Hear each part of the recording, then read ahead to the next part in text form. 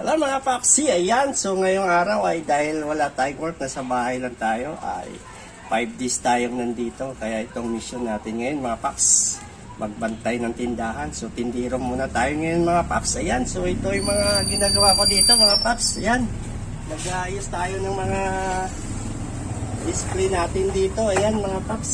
Ayan, yung mga dilata na yan. Ayan. Kailangan mga nasa maayos na pwesto yan mga Paps para hindi madaling makita ng mga customer natin. Yan. So yan yung mga alak tayo dito. Ayan, kumpleto naman. Ayan. Ayan, so may bibili, may customer tayo mga Paps. Anong bili niyo po?